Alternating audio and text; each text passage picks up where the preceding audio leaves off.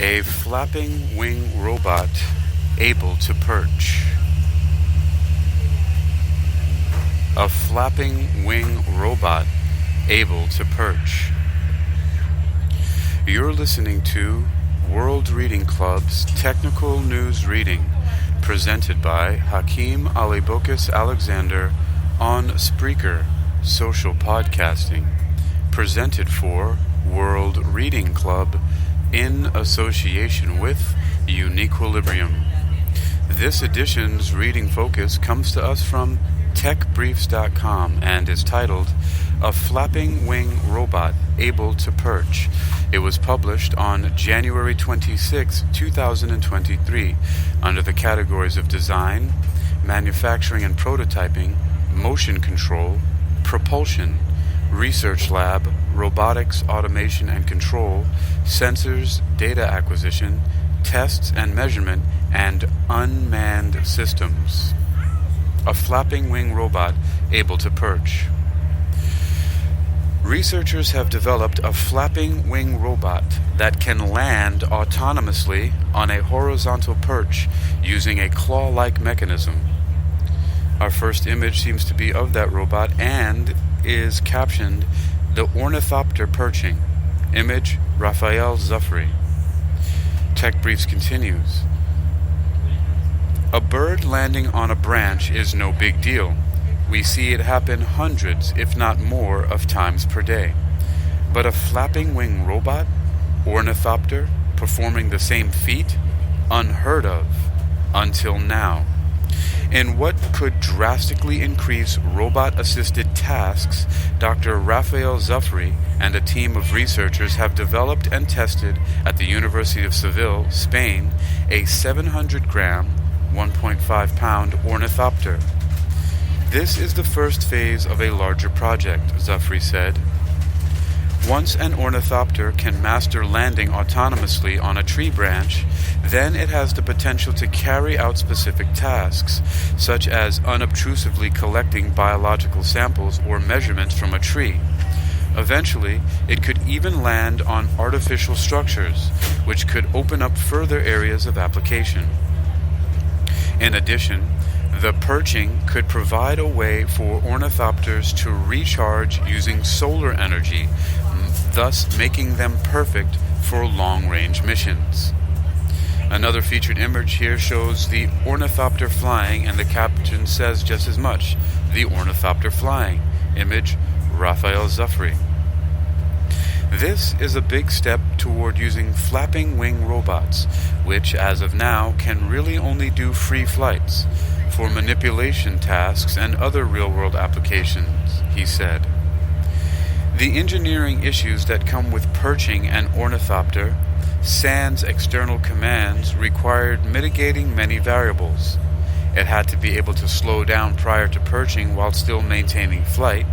Its claw needed to be strong enough, yet not too heavy, so as to grasp the perch and support the robot's weight, and it needed to be able to perceive its environment and the perch in relation to its own position, speed, and trajectory. The researchers achieved all of that by equipping the ornithopter with a fully onboard computer and navigation system, which was complemented by an external motion capture system to help it determine positioning. In addition, its leg claw appendage was finely calibrated to compensate for the oscillations of flight as it attempted to home in on and grasp the perch. Once perched, the robot remains without energy expenditure. Another featured image here shows the ornithopter's claw. Image again is credited to Raphael Zuffrey. Tech Briefs continues. Zuffrey and the team wound up building 2 claw-footed ornithopters to replicate their perching results. Here is a Tech Briefs interview edited for clarity and length with Zuffrey. Tech Briefs. What inspired the research? Zuffrey. It's part of a larger project. We're trying to do what we call manipulation with flapping robots. The idea here is to have robots that can physically interact with the environment, trees, infrastructure, industrial applications, stuff like that. The first step toward being able to do any kind of manipulation would be to physically perch. Tech briefs. What were the biggest technical challenges you faced on the journey? Zufri. The biggest challenge was to integrate everything into one platform. By everything, I mean we have a claw system that has to hold the weight of the robot once we land.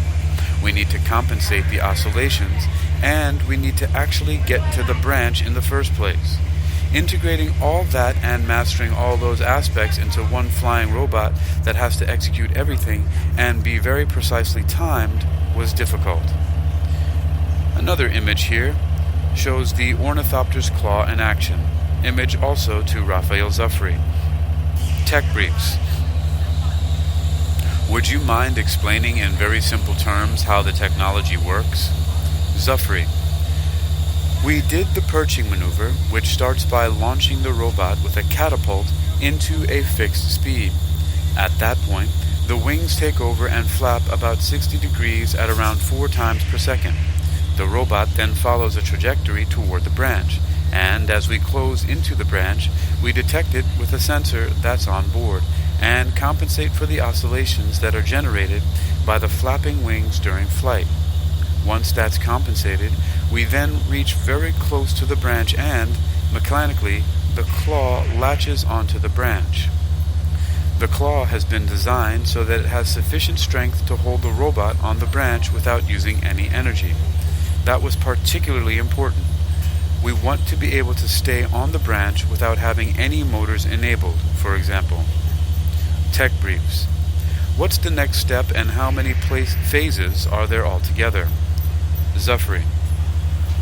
The next step, in my opinion, is flying outdoors. Right now, the maneuver was performed inside in controlled conditions. For example, there's no wind. The light condition never changes. Everything is very controlled, and we have a motion capture system inside. It's a system that allows us to know, with high precision, where the robot is at every point in time. Related articles: wing flapping aircraft hovers and flies, and flying robot mimics rapid insect flight. Tech briefs continues. Once you move this whole task outside, you're faced with a lot of new challenges. You have to rely on satellite data, GPS, which is slightly less accurate. You're dealing with light changes, wind, and all those different things. The next step is definitely to be able to have a bird that's able to fly, detect the branch, and land outside. Tech briefs. How long do you think it will be before the tech will be ubiquitous or commercialized? Zufri. There is a lot of improvement that is happening on that kind of aspect with standard drones that you can buy commercially. So now it's a matter of transferring this technology a bit towards flapping robots. So hopefully not too far in the future. I'm hoping that in the next decade there will be a lot of new exciting developments with those flapping robots. It's quite an active field of research. I think we'll see a lot more results soon. You've been listening to Technical News Reading for World Reading Club, presented by Hakeem Alibokis Alexander on Spreaker, social podcasting, presented for World Reading Club in association with Uniquilibrium. This edition's reading focus has come to us from techbriefs.com and is titled A Flapping Wing Robot Able to Perch.